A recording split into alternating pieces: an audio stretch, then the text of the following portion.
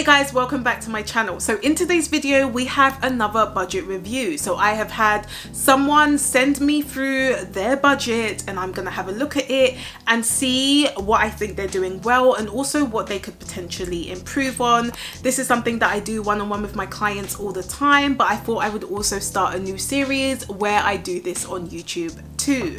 And if you also would like me to have a look at your budget, you can of course do that. The link will be in the description below for you to upload your budget. But without further ado, let's just go and get started. Okay, so for context, this person does have a 9-to-5 job and they get paid monthly. So that is how they have also done their budget. Now, having a look at this, the first thing I instantly see is I don't see an income here.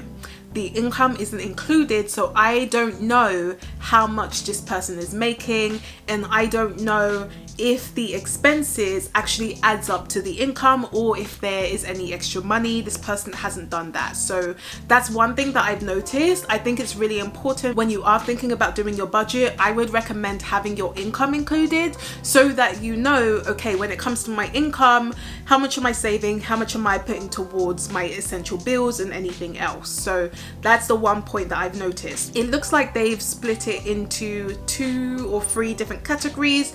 They've got a section for their joint account, so I assume that they have someone else where they are also putting money in to pay for certain expenses, and they've also got their personal account as well as other savings pots as well. So if we have a look at their joint account, they've got their mortgage, energy bill, council tax, and if you're not from the UK, that's like a property tax that we pay, water bill, TV license, pet insurance. They've also got kids, it seems, so they've got a section called the boys, and that's 565 that's going towards that.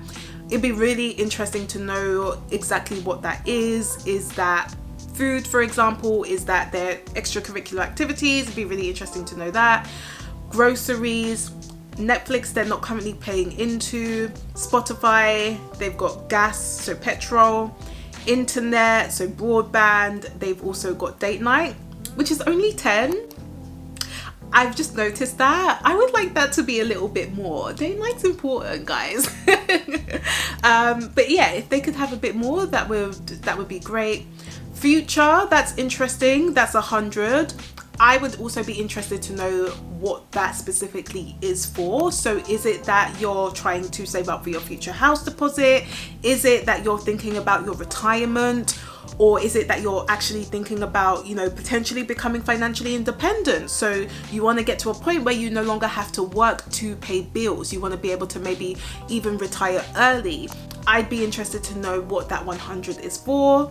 EF, I assume, is an emergency fund, so there's 10 going into that. So the total for that is 2,340. So just looking at the joint expenses, there are a couple of things that stand out to me. So the first one is pet insurance. Now, I don't have any pets, but what I'm thinking is, could you potentially get the same insurance but at a cheaper cost? So could you maybe look at comparison websites where they maybe give competitive prices? I think there are some comparison websites, so potentially you could get a cheaper pet insurance, but it also still has the same quality as before. So I would definitely look at that.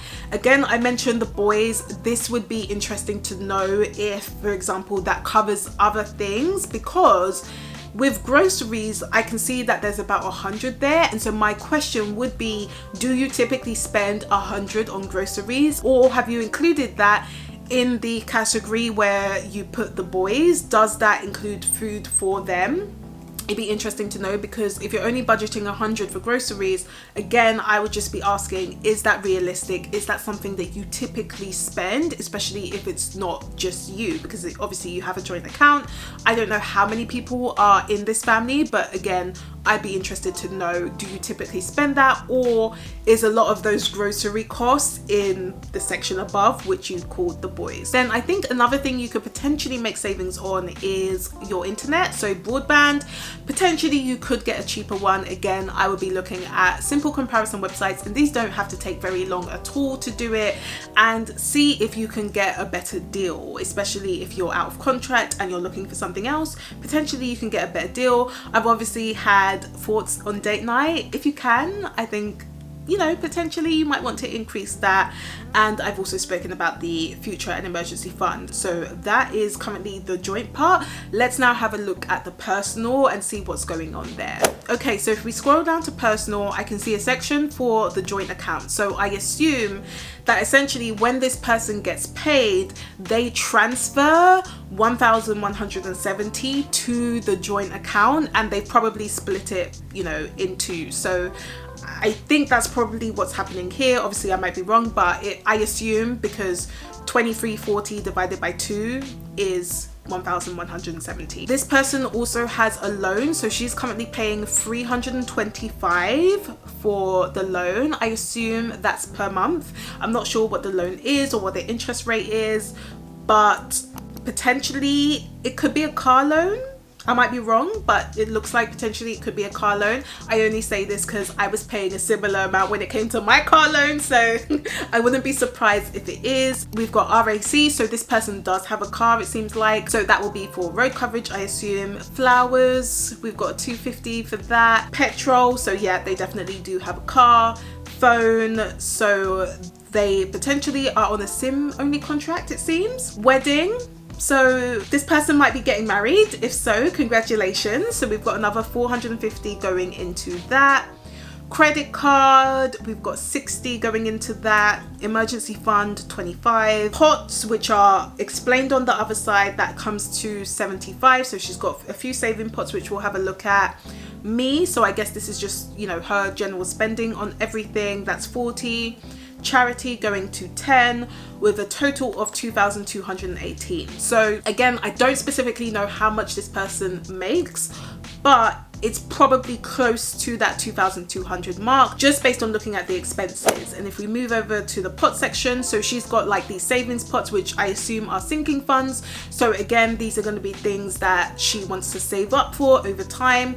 She's got a section for car, which is 25, not paying anything for clothes at the moment. Gifts, she's got 50, and nothing for this month for hair, holiday, miscellaneous and treats, but the total comes to about 75. So that is all based on the personal part of her budget. So just looking at this, I think one of the things that I would also recommend is pulling things into specific categories, because that might make it easier when you want to think about what you want to prioritize. Because I can see you've got the emergency fund, but you've also got the credit card. I don't know if you're overpaying on that credit card. You've also got a loan that you're paying for, and you've also got some pots. So I think it would be good if you kind of categorize them into separate areas, so you can see, okay, this is how much I'm putting towards my savings, this is how much I'm putting towards my debt overpayments, this is how much I'm putting towards my sinking funds.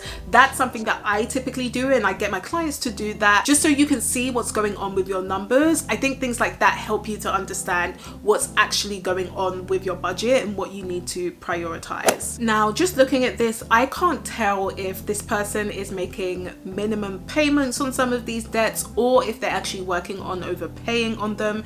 So that might be something that this person wants to also think about, because if, for example, she does want to start overpaying on them, again, I will be thinking about having 1 or 2 focuses where you essentially have a core focus. And I definitely mentioned that in my previous budget review video, so make sure you check that out if you haven't already. I will link it up here for you and in the description below. But it is so much easier to really have one focus and keep on focusing on that until something moves, until you get that result, and then you move on to the next one. Only because when you have so many different focuses, you tend to feel really spread out, and then you don't really make a dent in anything. So again, my question would be, what is your focus for this year? Is it currently the wedding? Is it the emergency fund? Is it paying off the credit card? Is it paying off the loan? Really get clear on what your focus is on, because when you start to go all in on that, you'll be able to knock it out really quickly, and then it means that you have momentum to then do the next thing as well. And it doesn't need to take a long time either. Actually, what I found is that when you focus on 1 or 2 things, you achieve your goal a lot quicker compared to trying to spread yourself out and doing everything. So I think that's probably the biggest tip I would give when it comes to this budget. But I do like the fact that they do have these savings pots, so these sinking funds. I do really like that because obviously it means that they're thinking about things ahead of time. Again, the question will be whether those are realistic enough. Do you think that you should actually be putting more into certain areas just to make sure that you then don't end up dipping into your savings? So for example, you don't end up dipping into your wedding savings, just to make sure that of course you are being as realistic as possible. So those are the recommendations I would give to this person. Now, if you are someone who really does have savings goals this year, maybe you are also saving up for a wedding or for a car or for an emergency fund like this person is, and you really need help with trying to save as much money as possible, that's exactly what I help you do in one-on-one money coaching. So not only will I help you create a budget that actually works for you, I'll also help you when it comes to actually sticking to that budget so that you're able to save a lot more money really quickly and help that savings goal too. So make sure you book a call with me to find out more about one-on-one coaching and how I can actually help you save that money. If you are interested, I'll leave a link up here for you and in the description below. But in summary, I think it would be good for this person to include their income in their budget and also categorize into specific different categories, just to have a look and think about what they want to prioritize, and also have a look at some of these areas where you could potentially save some money there too. I think if they do that, they will definitely be able to start working towards hitting some of their savings goals. So if you did like this video, then please do give me a thumbs up if you haven't already, and let me know in the comments, what else would you do when it comes to this budget? I do post every Sunday, so if you would like to know more, then of course you can subscribe to my channel, and I will see you next week.